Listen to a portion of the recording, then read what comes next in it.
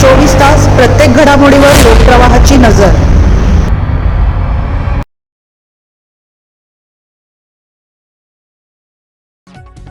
जन्म मृत्यू दाखल्यातील 18,000हून अधिक दुरुस्त्यांची चौकशी सुरू।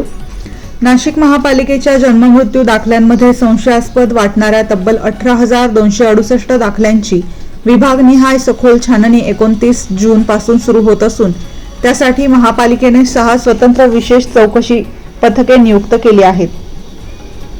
महापालिकेच्या वैद्यकीय विभागामार्फत गठीत करण्यात आलेल्या विशेष पथकांमध्ये विभागीय अधिकारी, विभागीय वैद्यकीय अधिकारी तसेच उद्देशीय सेवकांचा समावेश करण्यात आला आहे। प्रत्येक पथक आपल्या विभागातील दाखल्यांमध्ये करण्यात आलेल्या दुरुस्त्यांची बारकाईने तपासणी करणार असून नाव, आडनाव, जन्मतारीख अथवा इतर तपशिलांमध्ये करण्यात आलेले बदल कोणत्या कारणामुळे करण्यात आले आणि त्यासाठी अवलंबलेली प्रक्रिया कायदेशीर होती की नाही याची सखोल पडताळणी केली जाणार आहे। महापालिकेच्या प्राथमिक नोंदीनुसार नाशिक रोड आणि पूर्व विभागामध्ये सर्वाधिक दुरुस्त्या झाल्याचे समोर आले आहे। त्यामध्ये नाशिक रोड विभागातील 4,656, पूर्व विभागातील 4,554, पंचवटी विभागातील 2,322, नवीन नाशिक विभागातील 1,396, सातपूर विभागातील 1,291 तर इतर विभागातील 3,549 दाखल्यांचा समावेश आहे।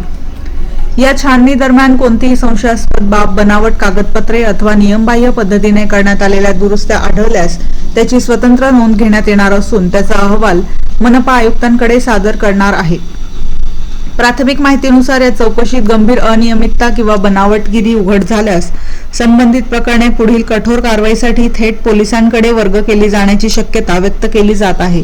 त्यामुळे या चौकशीकडे प्रशासनासह नागरिकांचेही लक्ष लागून राहिले आहे।